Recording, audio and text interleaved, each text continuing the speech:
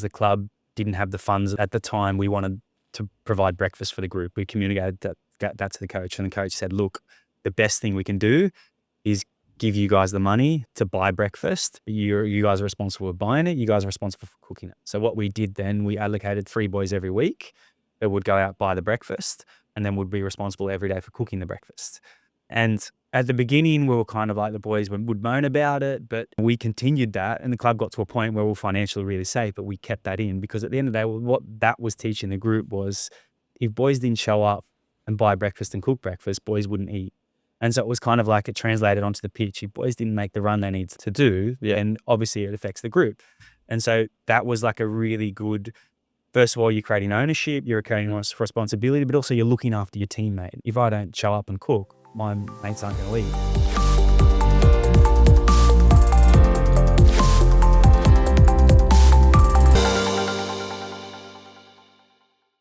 Welcome everyone to the Elevated Athlete podcast. Today in the studio we have James Hollands, someone I built a really good relationship with as he's here on the Central Coast, back in his hometown for a little bit. James is a retired professional footballer, Socceroo, and I'm very delighted and blessed to have him in the studio. So thanks, bro. Thanks for having me. I'm delighted to be here. Let's start with our 2 deep breaths. So just shutting down our eyes. If you're on the road, don't shut down your eyes on the way to work or training, but do the breaths with us. So nice big inhale now. Exhale. Nice big inhale. Exhale. Alrighty. You're back from the Central Coast where it all began. What's it like coming back here every year and spending time with friends and family? Good. I mean, apart from escaping the winter, you touched on it. It's just good to be home. Obviously, being over in Europe, you establish relationships, but there's nothing like coming home to friends, family, just spending that time with them. So yeah, I always appreciate it. I'm grateful that I had that time as well. Whereabouts did you grow up on the Central Coast? Budgewoi, Buff Point, Budgewoi. That was home for me for the first 14 years of my life. But yeah, that end of the coast. We were training the other day, and you said something quite interesting. You said you got locked in on Christmas. I did. Tell us that story. Well, and how old were you? When was I? I'd come back. It might have been like 23, 24.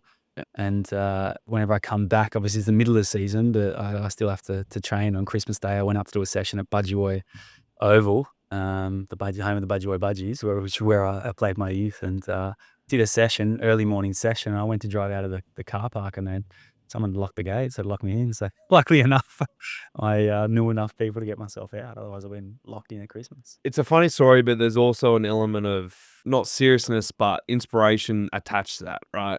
Training on Christmas. Did you always feel like your commitment to the sport was obvious in comparison to the ones around you? I don't know about that, but what I established early on, and I mean, you had Ollie on the podcast, was Anich the other day, through him as well, was hard work. Hard work was going to get me somewhere. I wasn't probably always the gifted, but I could tell at a young age, if I invested, I kind of got the reward, and that's what I tied a lot of my, I guess, gains and improvements and success and opportunities to. So that was something that was instilled in me at a young age, and that was kind of at least the narrative I told myself, and then I just worked hard, and no days off is probably not the healthiest mindset, but the mindset of do your best to be the hardest worker in the room, and that was kind of, yeah. Is that from a fear of complacency? Is it a desire to want to be better? Is it a fear of failure that drives that,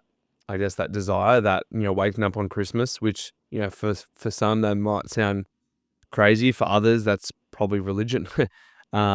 Where's it all stem from? It's a good question. It's something I've invested a lot of time thinking about. I think it's got to a place now where I just love to train, so it's a bit of a addiction now. But it probably comes from a bit of a inferiority complex, a bit of a fear of failure, all that kind of stuff. If I look back, I didn't enjoy failing. We didn't grow up with much, so that was something that was in the back of my mind. And I guess initially that 100% would have been the petrol, the fuel that kind of helped instill that mindset, for sure. And I don't think that's necessarily a bad thing, being fueled by that. I think, in hindsight, we can maybe look at these things and see them as, oh, that's not sustainable fuel or whatnot. But I've been hearing or seeing a lot lately. It's like we're driven more by the fear of what could happen more than the desire of like what we want. And so I feel like, and I'd love to hear your thoughts. Do you think fear and fear of failure is bad for you? I absolutely don't think it's bad for you. I think also I'm very curious in the whole mindset, that kind of space, and also studying people that have done really well in life and all that kind of stuff. And I feel like that fear of failure or inferiority complex, all that kind of stuff, that is the fuel. But it kind of keeps you on your toes. It keeps you working. It keeps you curious. You don't get complacent. And I think it can be a really positive thing, obviously within reason. But absolutely, I think it can actually, you can use it in a really positive way. And I think being curious in life, and also, understanding that you've got to continually invest and grow if you want to, be the best you can possibly be. I think if it stems from that place, it's not necessarily a bad thing. Absolutely. You grew up in a single mother household. What was the impact of the male role models and coaches you had growing up? It's funny. That's also something that I've invested a lot of time in lately, as as I've gotten older and become a little bit more self-aware and curious. Um, I was always, although I had an amazing mother, I was always kind of drawn to those male role models and figures that I felt were a good example, just because I guess I kind of lacked that in my household.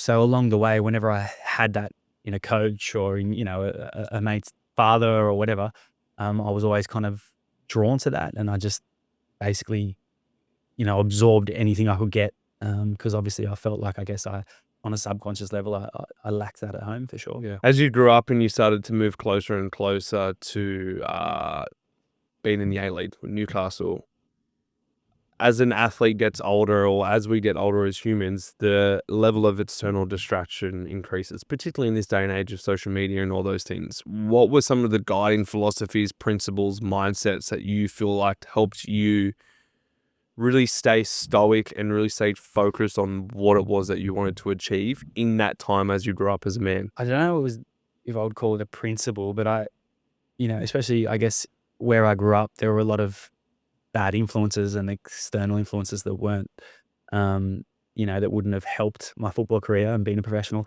I think firstly, growing up in the circumstances we grew up in, I was very conscious that it wasn't comfortable, and I wanted to make sure my family and I, um, would be in a better situation. So I think that was that was 100% a guiding, force.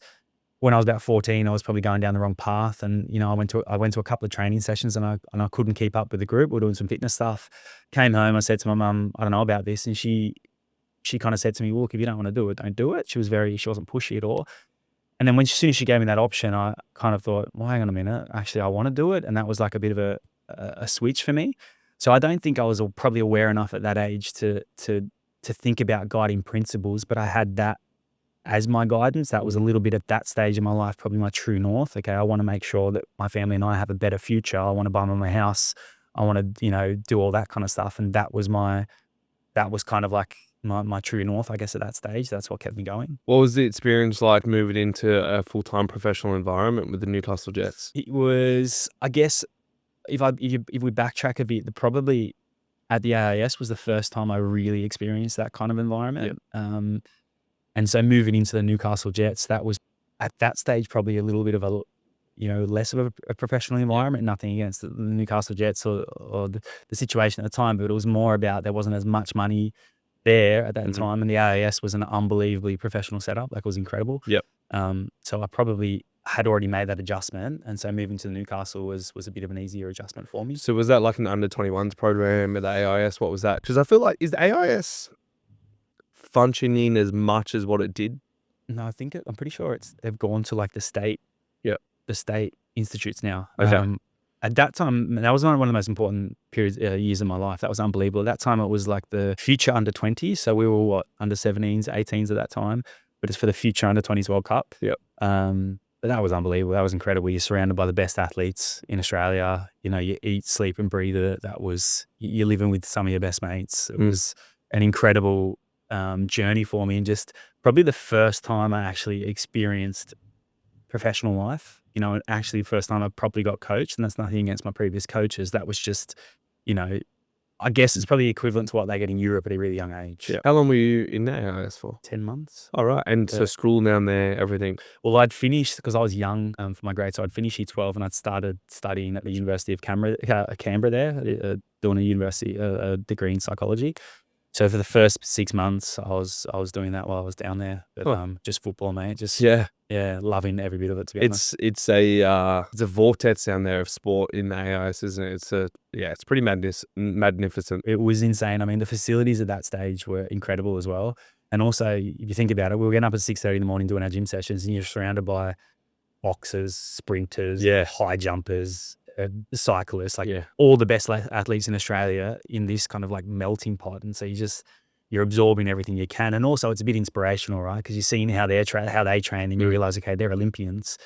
They're the best at what they do. So for me personally, at least, it was really inspirational. Why Europe so early? Well, this might be a little bit controversial. I just kind of, first of all, it's your dream, right? That's what you grow up. And when I was younger, we didn't have much football on TV. So I wasn't really necessarily following the NSL back then.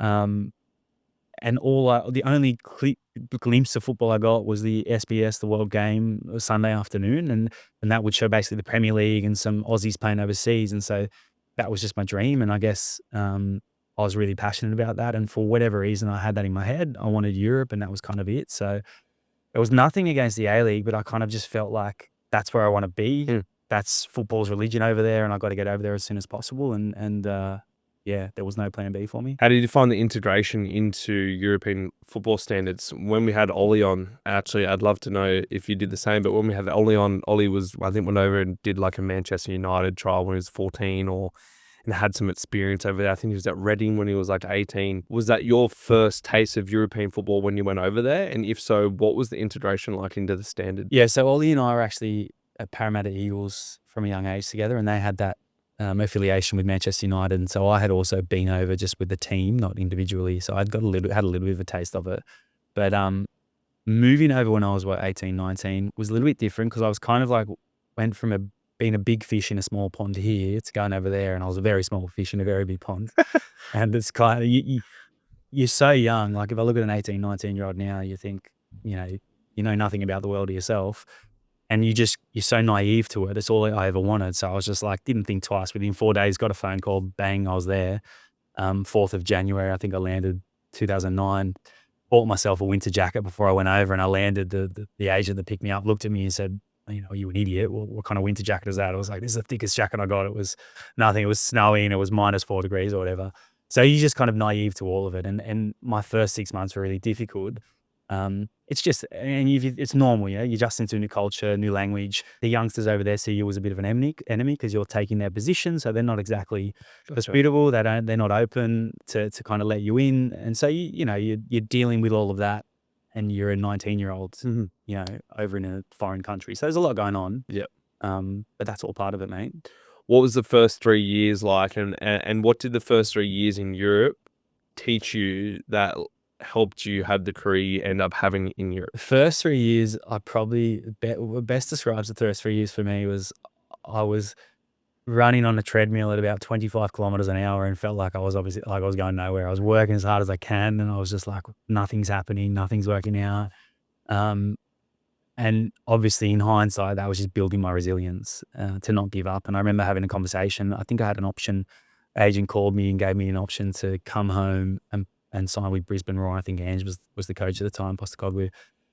And my words to him were, if you call me one more time with an offer to go back home, you're not going to be my agent anymore. The only way I'm going home is kicking and screaming because I'm going to see out my contract, do everything I can. Yep. And if it works out, it works out. If it doesn't, I've done everything I can. So that was just my mindset. I was very stubborn in that. And I mean, for most of the time, I felt like I was going nowhere. It was really, really tough. And you're looking back home, you're seeing players succeed over here. There's a lot of doubt, but for whatever reason, I just had this mindset of I'm not giving up until I have no other option. What was happening in your reality when you said you weren't going anywhere? What do you mean by that? You weren't playing, you weren't performing, you weren't having a relationship with the coach. Like, what was happening in your reality for you to say you weren't going anywhere? It was a mixture of things, and it was going through phases. So I went through phases. So initially wasn't performing, was playing in the second team, playing out of position, would be on the bench sometimes. had no kind of felt like I had no pathway to then playing in the first team. And then I would have periods where I'd do really well and something came up. Like I was doing really well in one period. They said, okay, you're going to the under-20s World Cup now with Australia, because I was captain of Australia at the time.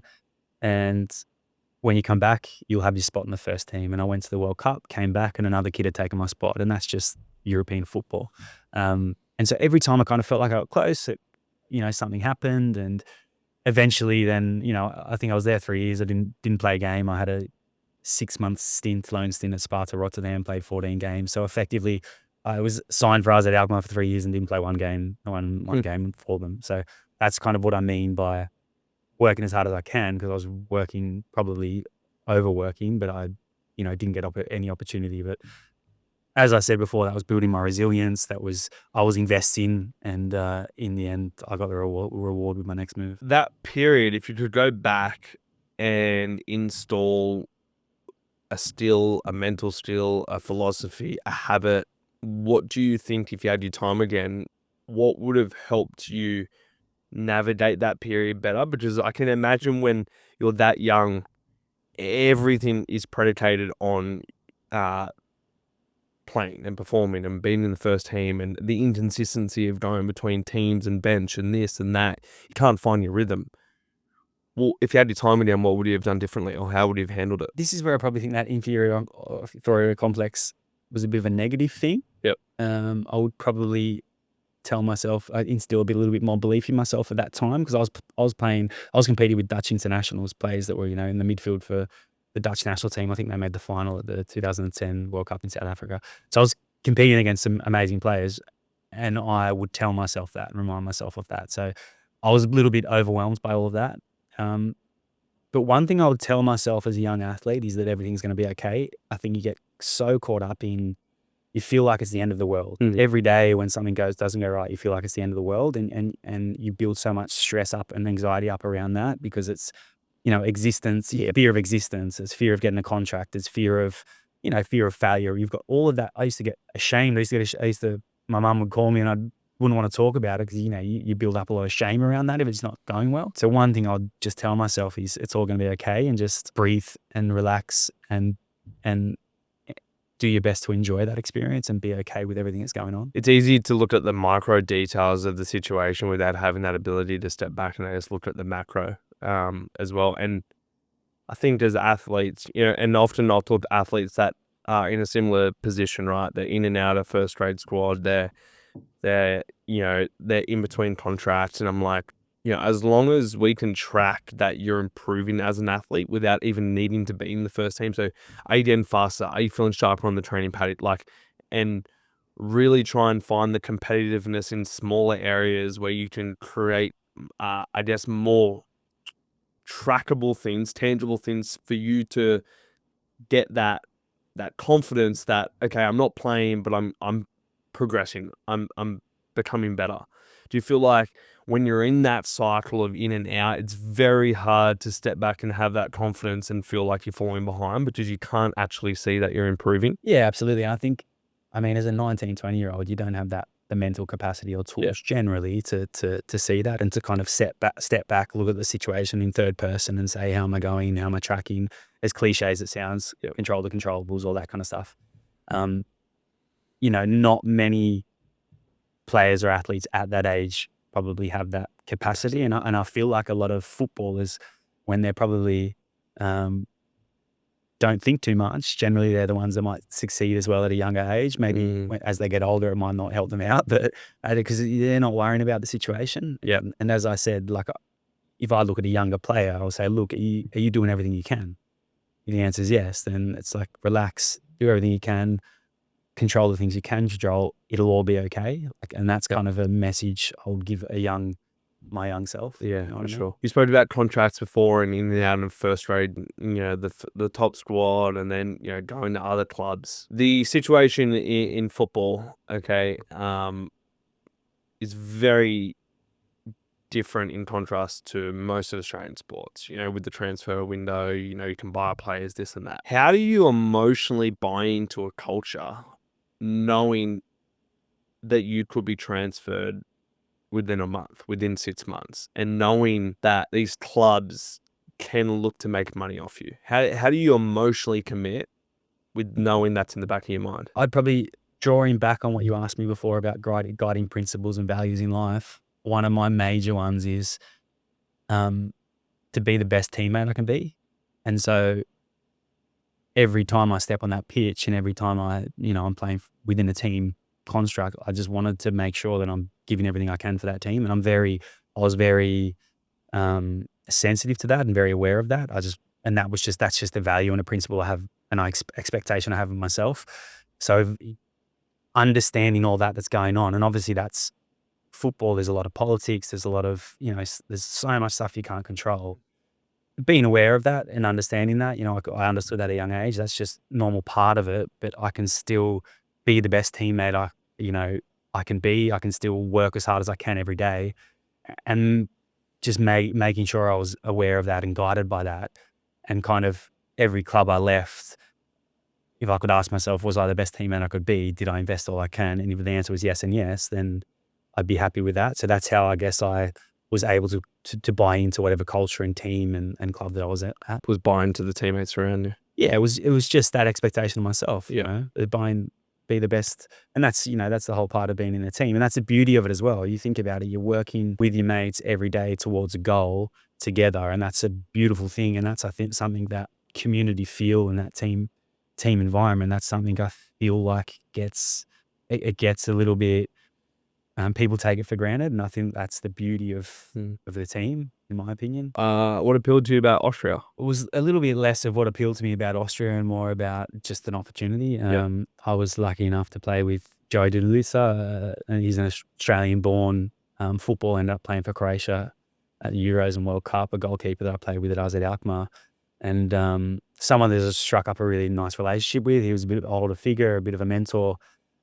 He had played for Austria Vienna at the prior to AZ Alkmaar, and he saw how hard I worked. He knew the new coach at Austria Vienna. They needed a player in my position, and he recommended me and kind of put himself on the line there. And I said, I'll take it 100%. And so, yeah, that's kind of how it happened, and that's how I landed there. And going back to, if you invest, doors will open for you. That was the door that opened for me, and I was lucky enough to get the opportunity. How long was that period at Austria before you made your way back to Adelaide? So I had then 3.5 years at Austria Vienna, and then I had 1 year at MSV Duisburg in the second Bundesliga. Yep. And then I went back to Adelaide for a sport period. What was the period like of contract talks and coming back to Adelaide and dealing with that uncertainty? Difficult. Yeah, really, because I'd going back to the Austria time, I'd had a really good period, and then towards the end of it, I decided I wanted the fresh start. I was in my comfort zone, all that kind of stuff, and so at the back end of your Austrian contract, yeah, and so I decided not to extend my contract. As a 25-year-old, they offered me a big contract. Kind of, I was in the leadership group as a youngster and all that kind of stuff. And in hindsight, maybe it would have been better to stay, but I've made the decision based on the right reasons. It didn't work out, and I'd had a really uncomfortable transfer kind of period there where it took me a while to get a club. I landed in the second Bundesliga. Wasn't expecting that was where I was going to land. Had kind of higher expectations at that time. Had a season there, and then I found myself in that situation again. So I was like 2 times within a 12-month period where I didn't have a club. There's all that anxiety around your future. Am I going to get a contract? Obviously, money and all that kind of stuff as well. Am I going to have a future in the game? So there's a lot of that going on. And also I wanted to stay in Europe, and then I landed back in Australia. And I remember sitting on my sister's kitchen floor in London, just saying, like, asking myself, what have I done? Like, where have I gone wrong? Because I felt like I'd stayed true to myself. I'd done everything I can. I'd worked as hard as I could. And yet I'm still in this situation. And there's that, you're 25, 26 thinking, oh, what did I do wrong? And why I'm in this situation? And I guess you fall a little bit into that victim mentality at that time, which I probably was. But at the same time, I kind of said to myself, okay, it is what it is. Let's see what we can do. Yeah, and you're going after it, right? So did the opportunities just not come up that you're hoping for? Yeah, and I guess it was obviously towards the end of my Austria Vienna contract, they had said to me, extend. And I said, look, out of respect for the club, I'm not going to play a game with you. I'm not going to extend. And then I went from, I think I was captain on the weekend, to the next weekend I was sitting on the bench, which, understandable because the club want to plan for the future, and it goes back to politics and football and all that kind of stuff. And then obviously I had an underwhelming last 3 months at Austria Vienna, and then I ended up in the second Bundesliga. Had a not the greatest season with Duisburg where we got relegated, and so then all of a sudden I've had a year and a half, and I'm 26, so I'm no longer a younger player, no longer in the national team. So then you're less attractive to clubs, right? Gotcha. So then it's difficult to generate And interest. what's the feedback coming back from the manager at the time? Like, he's just not good enough. He's getting too old. Like what's the feedback you're getting from these clubs that you were hoping would sign out or throw their hand out? Yeah, well, I guess at that stage of your career, you're no longer young, so Yep. you're not attractive in that sense, and you're coming into an age where you need to play every game, and especially as a foreigner overseas, you need to be. They're going to only sign you if you'll be a strong part of a first 11, right? Yeah. And so the feedback is, well, he hasn't performed for 18 months. You know, what's telling us that it doesn't look like he's good enough to come straight into a first 11 team, right? To be a starting member of a team. So I guess that's the feedback at that time. Imagine overcoming mistakes in under 15 seconds and staying locked into the game under the highest pressures. As an athlete on the rise, the pressure to perform at the highest level is relentless. And without a reliable system to regulate your emotions and focus, it's easy to get stuck in a cycle of frustration. That's where the 15-second reset ritual comes in. It's a tailored 3-step process designed to help you recover from mistakes in seconds, allowing you to regain your focus and confidence mid-game. Inside this free 25-minute training, I'm going to help you design a tailored 3-step process that works specifically for you. For free instant access, click the link in the show notes below. So you came to Adelaide, and from memory, from research, 2016? Yeah. Yep. Yeah. And it was around this time, not too soon after you lost your mother. Yeah, that was. So I had Adelaide, then China, then I moved to Lusk. So it was like probably about a year later. Exactly. Okay. Yeah. What was that period like, that 18 months, come back to Adelaide, in the back of your mind, listen to a interview you did, and you could, not in a bad way, but you could visibly see like it wasn't ideally where you wanted to be. You know what I mean? And you even said things like, truthfully, like, I would love to get back to Europe. Is that just the biting down of the tongue? I need to do this. I need to rebuild form to then get back to Austria. Is that the mentality coming back to Adelaide? The mentality was accepting the situation, I guess, was a big part of it. But still believing that I could be there, that I could get to Europe, and then, believing that was just a part of the, life happens. And as much as we want to create agency in life and say, we control it all and all that kind of stuff, life happens. And there's some things that just happen. And at that time, I was kind of telling myself, this is going to I'm going to look back on this and understand it's all going to happen for a reason. And you touched on my mum passing away a year later, but also my grandma passed away in January, and she was someone that I was really close with as well. And looking back in hindsight, I moved back to Australia, which was at that time I felt detrimental to my career, but it also gave me a period of time with my mum and grandma that I would have never got if I had lived out my dream and staying in Europe and all that kind of stuff. True. So in hindsight, it was, and that's a message that I would continually tell myself, this is going to happen for a reason. I'm going to do everything I can to get back to Europe, and I will get back to Europe. And I'm sure I'll look back at this period and understand why it happened. And unfortunately, in 2017, it was a difficult period in life for me personally.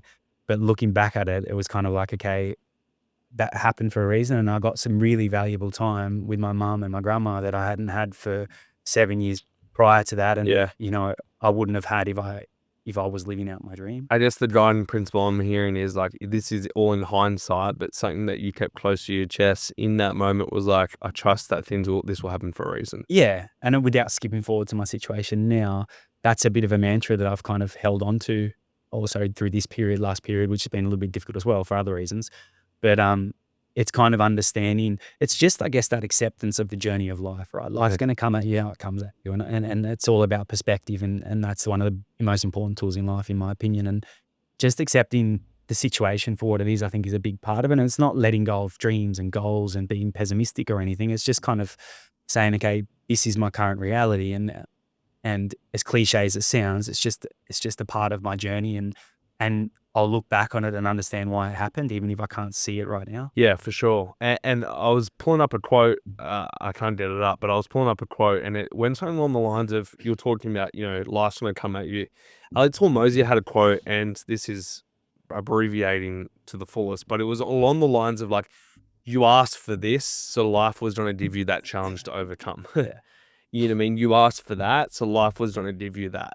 And it's so funny that I think, when we fall into goal setting, manifestation, visualization, dreams, all of those things, we fall into like, I think we see the path as linear.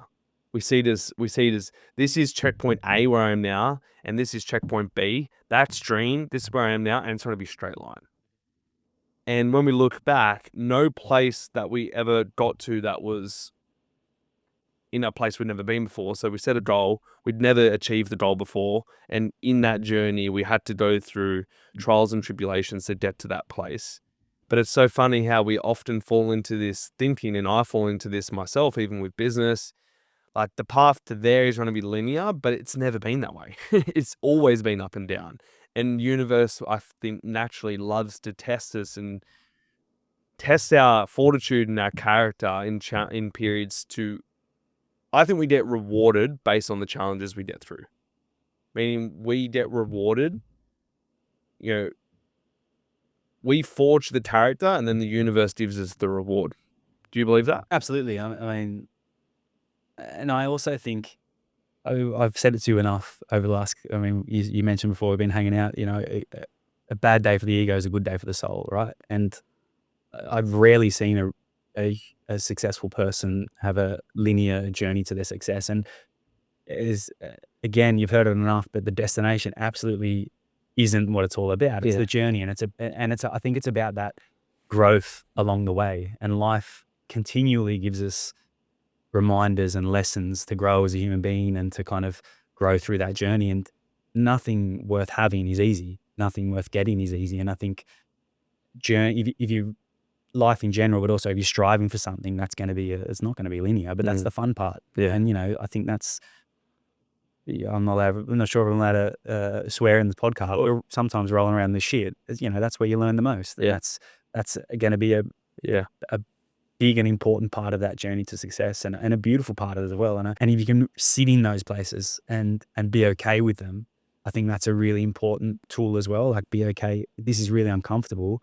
I'm getting really challenged, but that's okay, because I can take some really cool things out of this situation, and I'm going to grow through it. And it's going to help me along the way. And when you're in those places, when a bad day for the ego, it makes you think, okay, who am I? What do I want? Who do I want to be? Who do I want to spend my time with? What's my environment like? What decisions am I making in life? Where do I want to be? Do I have to change my behaviors? There's so many valuable things you can get out of those kind of situations. If you're able to just to sit in it, be okay with it, think your way, like feel your way through it, not think your way through it, if you know what I mean? For sure. It's like step back, create a plan, look at the gap, and create a plan, rather than, I'm feeling frustration, I'm just trying to act out of frustration. Because you're not taking the time to sit with it, like you said, and reflect upon it. Yeah. And I think that's also acceptance over judgment. And I think when you're a really goal-orientated, structured, rigid human being or athlete or whatever, you get judgy about the situation. And I know I do. I judge it, and then I judge myself for not fixing it or being better or whatever. And I think it's just acceptance over judgment is also a important tool to have in. Okay, accept the situation, accept that I don't have the tools yet to be there, and understand that I need to feel my way through this and grow and use the situation in that kind of way. You know what I mean? For everyone listening, when James is saying acceptance, you're not saying complacency. Absolutely not. No.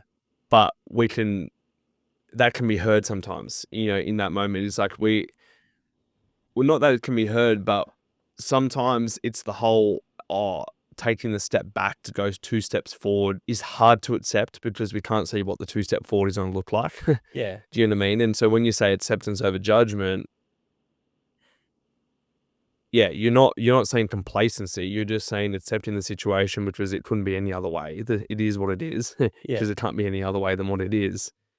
But at the same time, that doesn't mean you're changing your work ethic, changing your structure, changing your habits, changing, all of the disciplines that you're having in life. You're not saying that, are you? No, not at all. And I think it's also understanding yourself, right? So I know I can be probably too hard on myself, too hard on people around me. So it's understanding, be less judgy, probably take a step back. In that case, in that situation, I have to remind myself to probably be a little bit more gentle with myself as too hard, but also make sure I'm being honest to myself. Am I doing the right things? Am I, working hard enough? Am I dealing, am I honest to myself and the values and principles that I want to live by? So when I say accept the situation, absolutely I don't mean be complacent. I do probably mean be a little bit more gentle with myself, because I know I'm quite often on the other end of the spectrum, and that's not going to help me in these kind of situations. So Makes sense. yeah. 2017 was a challenging year for you personally, you said. What principles did your grandmother and mother give you that guided the second half of your career? It's a good question. I mean, I would say that my mother in general is kind of who she was as a human being and how she raised me. That's kind of I would say my mother's my true north. So if ever whatever situation I'm in, my thing is, okay, would she be proud of the human being that I am at the moment? So I think she's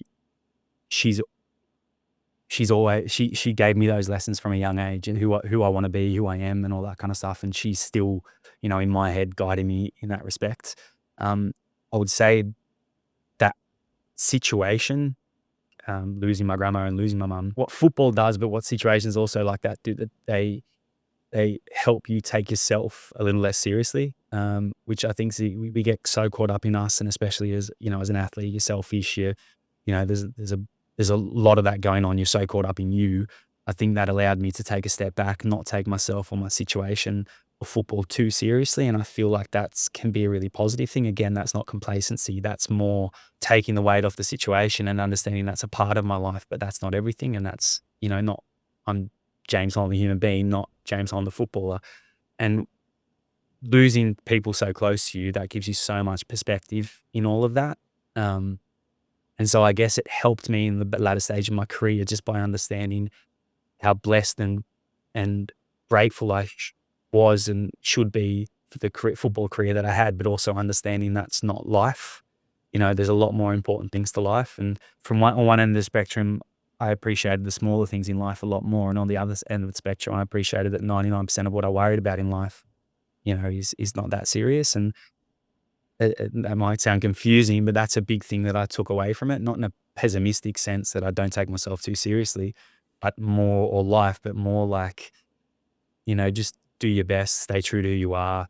A lot of what we worry about, especially in, first world countries, is 99% of the time not that important. So that helped take the pressure off football a lot, which I probably put on myself a lot too much at the time. Would your mum be proud of the man that you've become? I hope so. Yeah, I think so. Again, I try to be I've molded myself and shaped myself based on the values that she gave me in life. That comes down to just doing your best to be a good human being, and, be good to others. And that's how I try to be every day. I'm not perfect, and sometimes I'm absolutely not, but, yeah, I'd like to think she was proud of me, mate. As you transition into this next phase of your life, if she was sitting with you here right now, what advice would she have for you, do you think? The only advice she ever gave me, just do whatever makes you happy. My mum was amazing like that. My sisters and I always joke about it. Her response was always, whatever makes you happy, darling. And she never pushed me into anything. She was, she kind of just she basically gave us this safety net of this safety net of love that allowed us to be and do whatever we wanted to be and do. And we knew if we fell, she kind of was that love was there to catch us, as corny as it sounds. And I guess that helps you be brave in life and take risks. So her advice would be, like always, do whatever makes you happy. When you were talking about your mother and your grandma and the perspectives you gained through that period, such as that freedom, that taking the pressure off yourself and having those perspectives, how did that translate into the way that you performed on the pitch? Having that freedom and having that perspective, did you feel like you had a more fearlessness through that period? Yeah, you could say that for sure. Obviously, taking the weight off the situation a little bit allows you. I still had the work ethic. It gave me a little bit more balance. And I guess you talk about flow state. I know that's something you speak about a lot. It allows you to kind of be in the moment a lot more, appreciate the moment. You know, it's that concept of it's in Stoicism, it's memento mori. It's like always holding the idea of death in your mind. You appreciate it can come anytime, and so it allows you to be more in the moment, kind of thing, in a roundabout way. I probably didn't explain that the best, but that's the idea of it. And you know, losing someone so close to you confronts you with that, and playing with the mindset of I've got nothing to lose, and it's at the end of the day, it's kind of just football. I guess takes that weight off, and you can really be in the moment, find those flow states a lot more. Get less caught up in mistakes and just kind of accept the situation for what it is, and then just be in the moment. When you go through, I can imagine, losing a mother, or as losing a grandmother, for example, because they're significant things that you go through a grievance period, and maybe it becomes harder to accept. And once you get to a place of acceptance, the little error on the pitch doesn't seem at all significant in comparison to losing your grandmother and your mother. So I can imagine that your ability to adapt and respond to adversity on the pitch was increased. Absolutely. And it goes back to perspective, right? And that gives you a lot of perspective. So you don't get caught up in the small stuff as much as you probably used to. You went back to Austria, maybe via a few clubs, but you spent a lot of your time in Austria, Vienna. What was the second stint like going back there? It was, obviously you touched on how it started. So my mum passed away within 3 months of me being there. So it was a really like important and vulnerable period in my life. And it just coincided with, luckily enough, being a part of an amazing team, an amazing club at that time with some, beautiful human beings, the coach, the owner, the boys within the group. So it was just a really special time, to be honest, not just because of success, but because of the community and the culture and the team that we had. And yeah, it was just a time that I'm really, really grateful for, because it's not necessarily the norm to find that kind of group, to find that kind of, especially in football in Europe. So it was just a period that at that time I wanted to find a home. I wanted stability. I needed it just with everything that was going on in my life at the time. And I was lucky enough to just right place, right time. And that was a really special part in my career during a really vulnerable time in my life. What was the success? The success on the pitch? Like, did you win the championships? That team, that club, they went from the third league to qualifying for the Europa League, I think in a 5-year period or something like that. And I was lucky to be a part of it on the back end of it. So that's pretty successful. Yeah. And, within the league, I think we ended up coming second. We qualified for Europe. Then we had a really, really successful time in Europe where we were in a group with, I think, Sporting Lisbon, PSV, Rosenborg, and we topped the group. And then we drew to Tottenham. We played Manchester United. We had all of these amazing experiences against big clubs, and we were the small team in Europe doing some pretty special things, and it was all built on a really cool group of human beings and a really amazing culture. Do you think, if you look at Maslow's hierarchy, when we talked about, to get to a place of self-actualization, we need to have basically a sense of belonging looked after, our foundational needs met. How much do you feel like the unspoken sense of belonging plays a role in allowing athletes to actually tap into the fearlessness on the field, because they don't have in the back of their mind, I could be dropped, I could be this, or, those elements of, not I say a toxic culture, but if you're in a toxic culture, I don't feel like athletes fully express themselves. What are your thoughts on that? Oh, I completely agree. I think it's, the phrase these days is psychological safety. But I think in general, everyone wants to be seen, heard, and understood. Of course. And everybody wants to, I think the value of community and that kind of thing is not appreciated as much these days. And there's a guy named Sebastian Junger, I think his name is, he wrote a book called Tribe. And he talks about how, he's a wartime journalist, talks about how soldiers feel more comfortable at war than they do at home. And it's all based around that camaraderie, purpose, team mentality. Everyone's living in the same situation. Everyone's fighting for each other, the brotherhood. And that's obviously to a less extreme, but that's what you get as an athlete in a really healthy team culture. And if everyone, and again, safety doesn't mean there's no friction, but safety means there's trust, there's respect, there's brotherhood in a male football context. And I think that bond and that connection and that feeling of being understood and seen and a part of something special with a group of people, think that's a really, really a very important part of just being a human being. Yeah, for sure. You don't have to name the club, but at all, and whatever club you maybe didn't have these experiences, but to create some contrast, everyone loves to say they're a community and they've got a great culture. It's like the cliche word, I reckon, in sports. One of the big ones is like culture, culture, culture, culture, culture. But it's one thing to say culture, it's another thing to practice culture.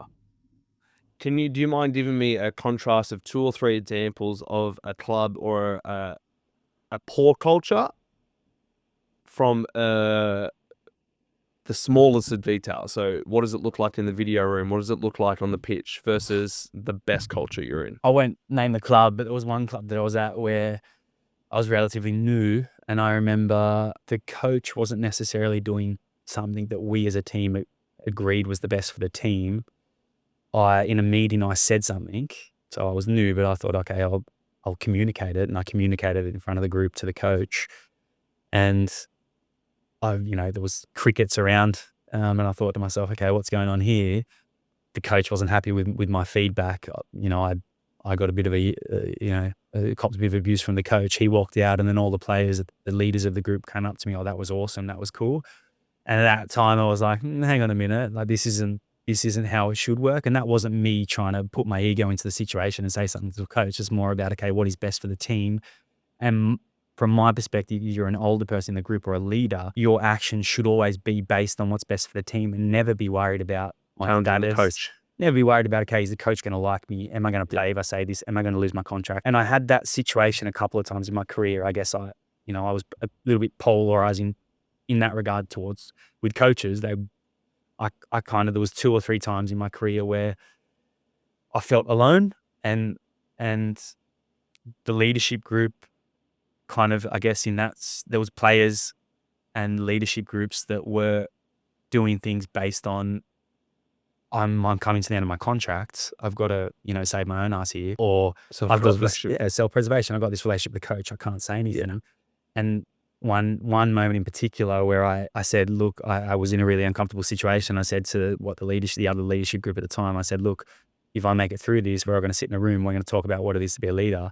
And not that I'm I'm not a god in that regard, but I had been around long enough to understand what it meant. And afterwards I survived, and we sat in the room, and I said to the boys, your job isn't to look after your own ass. Your job is to protect and to do what's best for the players. Yeah. Regardless of yourself. That's selflessness. That is a part of being a leader. And we had a really uncomfortable conversation where it got very heated. And in the end, the response was from the players where we apologize, and we didn't have those examples as leaders. And from that place, we were able to become a really healthy group culture, leadership group. But more often than not, they're the cultures that weren't successful was when players were thinking about me and less about the team. That's really cool. The All Blacks have a thing where they clean the sheds after every game. Sweep the sheds. Yeah. Sweep the sheds. What are the best cultures you've been in? What were the smallest can go unnoticed things, traits, habits, qualities, a part of the squad that, in reflection, show a sense of belonging and a sense of culture? So I'll talk about then that period at Lusk in Austria where I went through that vulnerable period. We had a group. I'll give you one example where it was initiated because the club didn't have the funds at the moment. At the time, we wanted to provide breakfast for the group, and the coach, we communicated that to the coach, and the coach said, look, the best thing we can do is give you guys the money to buy breakfast. You guys are responsible for buying it. You guys are responsible for cooking it. So what we did then, we allocated 3 boys every week that would go out, buy the breakfast, and then would be responsible every day for cooking the breakfast. And at the beginning, we were kind of like, the boys would moan about it, but we made sure the boys did it, because at the end of the day, and to keep going, we continued that, and the club got to a point where we were financially really safe, but we kept that in, because at the end of the day, what that was teaching the group was, if boys didn't show up and buy breakfast and cook breakfast, boys wouldn't eat. And so it was kind of like it translated onto the pitch. If boys didn't make the run they need to do, and obviously it affects the group. And so that was like a really good, first of all, you're creating ownership, you're creating responsibility, but also you're looking after your teammate, and you're looking after your teammates. Because if I don't show up and cook, my mates aren't going to eat. And just that whole thing, and we made sure as a leadership group within that group that we were the first ones to do that. We were the first ones to cook. And if we cooked, we did it properly. We prepared the breakfast properly. We cleaned up if we needed to. We bought extra stuff if we needed to. And then going onto the pitch, we made sure as the eldest players in the team, we would carry the goals. If the goals needs to be carried, we'd be the first ones there. We'd be the first ones to pick up the cones. And that would create this culture where there were no excuses, where everyone was looking after everyone, where there was no room to steal the Sydney Swans and it's everywhere now, the no dickhead policy. We just created this culture of ownership, responsibility, where there were no excuses. And that was a massive foundation to our success. And sorry, I'm going on for a while here, but other clubs started to actually see it, implement that. Yeah. They started to implement cooking their own breakfast because of it, because they thought, oh, they do it and they're successful, let's do it. But they didn't, I don't know about They didn't understand 100%. And this is the funny thing, right? It's like all these practices are like, yeah, they do this, we should do that, let's sweep the sheds. But if it's sweep the sheds while moaning, exactly, it doesn't have its effect. Exactly. I often say to all of the athletes I work with that are leaders within teams, I talk about the more informal discussions, meeting, catch-ups have more impact than the formal. Yeah. To the degree of like video can get boring sometimes after a while and can get draining if you've been there for 2 or 3 hours. So the absorption of information doesn't become as useful as what it is let's say in the first hour. Yep. But then like an informal catch up where someone might just have an iPad and show a clip while the boys are eating breakfast, but it's informal, like psychologically, in how it actually like creates neural pathways and the information is able to be absorbed, I feel like becomes heightened. Did you find that the informal experiences almost played more significance than the formal experiences in periods, such as cooking the breakfast? Absolutely. And I think it's like a lot's happening in a place that, you know, this on the subconscious, in a subconscious way, I guess, in that respect. Because firstly, you're forced to have social interactions in the morning. First thing, we're always with a group eating breakfast together. Secondly, if I see my teammate looking after me, taking care of the breakfast, doing it in a way where I can tell he cares for me, that's again, you're on in an informal setting, you're building relationships, you're taking information, you know, you're doing all of this stuff. And absolutely that whole situation, which is why when the club came to us and said, you know, we can pay for a cook now, we said, no.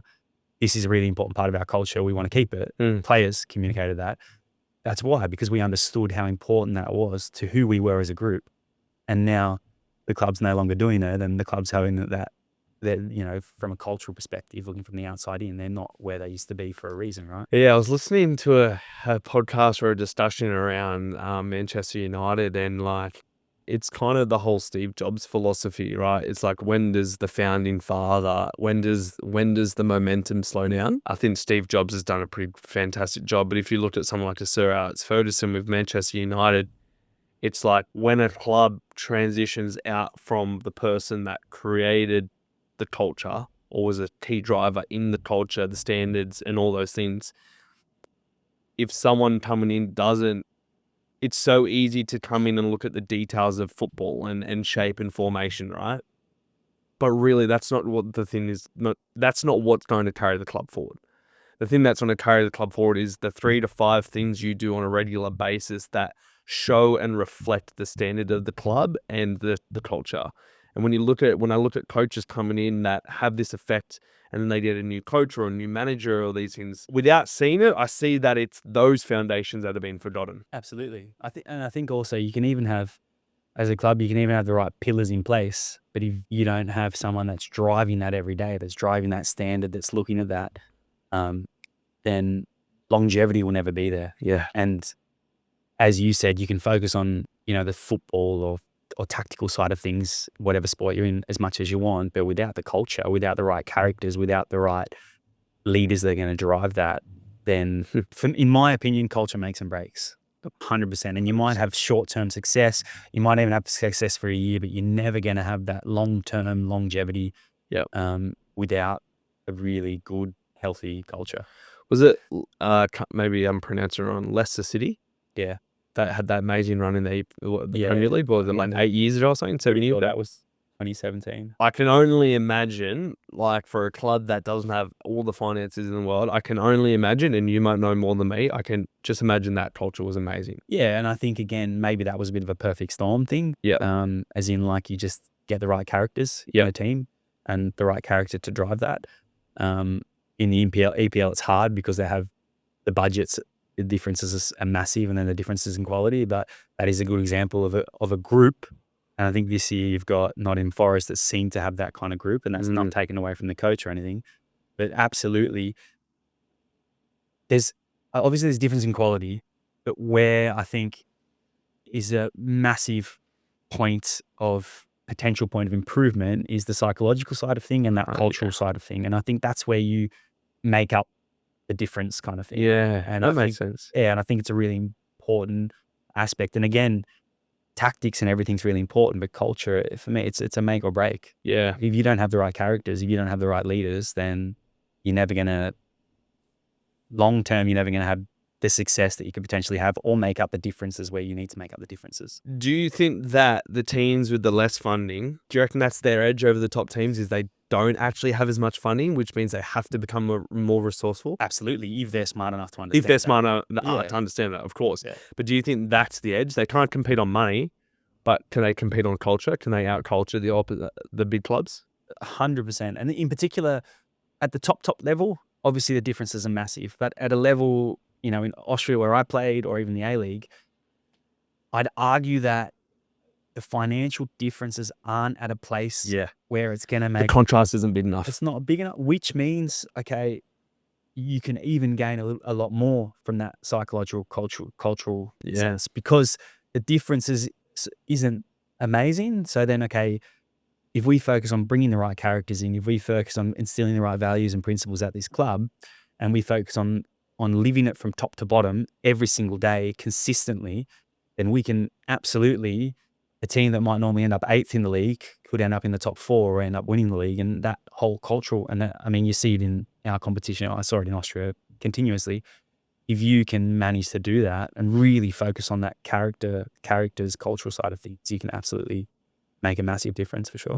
Very interesting conversation. I wanted to bring up a couple of clips from a couple of, was it last few games? 2 games of my career. 2 games of your career. We'll slowly get them up on the TV. As the clips come up on the TV, when did retirement start to enter your mind? It entered my mind probably mid-season, so that would have been about December, January, for a couple of reasons. Firstly, because the last couple of years were difficult for me from a mental point of view, where I had a little bit of issues with some coaches and being a leader in the team, and there was a lot of responsibility and all that kind of stuff. And I was kind of, by the end of it, I was a little bit mentally drained.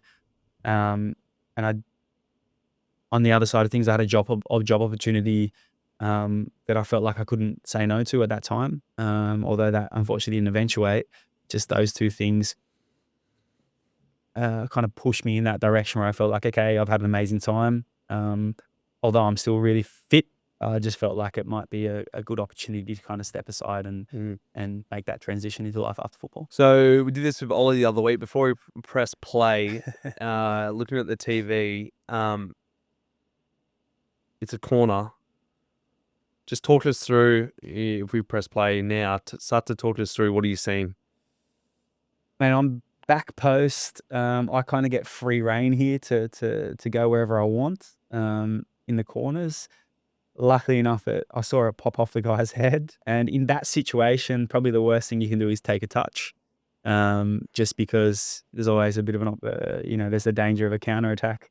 So when it popped up for me, it's kind of that mentality, all or nothing. And so I smacked it. And as soon as it came off my foot, I kind of saw it going in the top bin there. So what does the fearful athlete do in that moment? Take a touch. Yeah. Or not follow through. Why did you follow through? Because it's either gonna end up top bin or rose ed. And as I said, the worst thing you can do is take a touch and concede a counter attack there.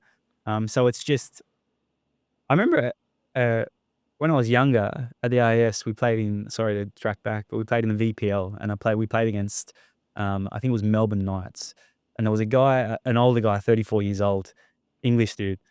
We went out for a header, and he was a lot shorter than I was, and he won it. And he looked at me and he said, always commit. He said, never going half-assed, basically. And it stuck with me because from then on, every time I went into a duel, I always believed I was going to win it. And it's when you don't, that's when you get, if you don't believe it, that's when you get injured. That's when you lose a duel. So every time it's that commit to whatever you're going to do. And I might hit it into rosette, but it's just that commitment. In that time, in that situation, it's just commit. I'm going to hit it, popped up for me, and just commit. You've been through everything you went through in your career. Losing your mum, transitioning, not having clubs that worked out, and this happens. You get your name changed. What's that feeling like? Look, I touched on it before. I always did my best just to be a team player, and in the position I was playing, it's never about getting the accolades or getting your name chanted, and I never wanted it to be about that. But at the same time, it goes without saying that it's a pretty cool and special feeling when you do get that recognition. Austria Vienna was a big part of my football career, and it's something that I definitely don't take for granted. And it's a special feeling because also I got to decide when I finished, and I was able to do it. The boys used to always take the piss, and they called me, I think, Hollywood Holland at that stage. I got to do it in a way where, those were two really important games. They qualified for Europe because of that. And I, scored two really cool goals the last two games of my career. So I kind of went out on a high, and with the fans chanting my name, which is a nice way to go out, because something that football teaches you is you can't take yourself too seriously because you go from hero to zero pretty quickly. Yeah. And that was a nice way to finish. We'll finish with some rapid fire questions. In your eyes, what separates good from great?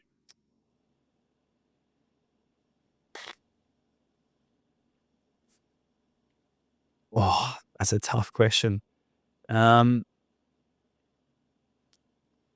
would say mindset, but obviously I understand there's a lot of caveats to that. But I would say mindset. And obviously I can go down a lot of, this is rapid fire. So Give me an example of what a good athlete does in a moment versus a great athlete. a mate of mine, we talked about it when we were younger.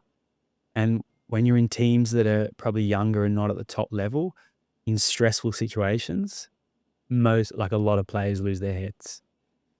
If you watch the top players, if you watch Italy is the best example. Italian teams, they can be under the pump for 95 minutes. And you look at them and they're always cool, calm and collected and controlled and measured and intentional in everything they do. They always, in the eye of the storm, they're present, they're cool, they're calm. Regardless of what stage of the game or where the momentum shift is, they're present and they're there and they're cool and they're calm and they're intentional. So I think and it's like you're watching a Roger Federer, right? He can lose 2 sets, 6-love, Stoic. and he's stoic. He's there, or a Djokovic, or a Tiger Woods in his best form. Yeah. Regardless of what happens, next play. Their body language represents the mentality that they're in, which is clear and calm, even in the chaos. Absolutely. And I think looking back, we had this discussion when I was a lot younger. Our conversation with the group was stay cool, stay calm. And when you watch those top teams, the players are always they're there. And chunking up, but it's all fed from the mind, right? Yeah, absolutely. You've worked with a mental coach. We've spoken about this. What was the number one guiding principle or number one thing he taught you throughout your career? Right now, it's be gentle with myself. The biggest one for me is accountability and responsibility, ownership. Everything that's going on in my life, I have to create ownership around, and I can't shift any responsibility to anyone or anything. It's just create ownership. I'm in this kind of situation because of actions that I took, and I think creating ownership over everything in your life is really important to not go into the victim mentality. So I think that whole ownership, accountability thing is really, really important. How much does happiness off the pitch translate to on the pitch results and form? Massively. I think that also goes back to taking the weight off football and the importance of football. Being able to have that balance and happiness off the pitch plays a huge role. Who helped shape you as a leader? That's a good question, but I would go back to my mum, although you wouldn't call my mum. I'm glad you did. You wouldn't call my mum if you look at my mum, she was a petite lady is the best way to describe her. And from the outside looking in, you wouldn't say she's a strong character because she's so gentle and kind and all that kind of stuff. But just her through life and watching her go through difficult situations and stay true to her values and principles and being a kind person and doing the right thing by others, doing the right thing by people around her, that gave me so much that I wasn't aware of at the time, although I really appreciated the mum that I had. I probably didn't credit my mentality or my leadership skills or any of that to her, but getting older and looking back, absolutely, she set me up. You watched her. Yeah, for sure. She didn't have to tell you, hey. No, and you go back to staying steady in the storm. She went through, looking back, she went through some unbelievably difficult times that, breaks my heart thinking about it. But she stayed true to who she was, the mother she wanted to be, the values that were really important to her. And that gave us so much, not just all the love that we needed, but the foundation for being a good human being, a good leader, and, successful in life. It was successful, in that sense from a human being perspective. James Holland, great conversation. Territorial's greatest role model right now. Supermodel, sorry, should I say. It's been a pleasure getting to know you these last couple of weeks, and to have you on the podcast. I always knew it was going to be a special treat for everyone listening because of the conversations we've been able to have. So it's nice to kind of formalize the cafe conversations we've been having. So thank you. Thanks for having me, and thanks for guiding me through the conversation.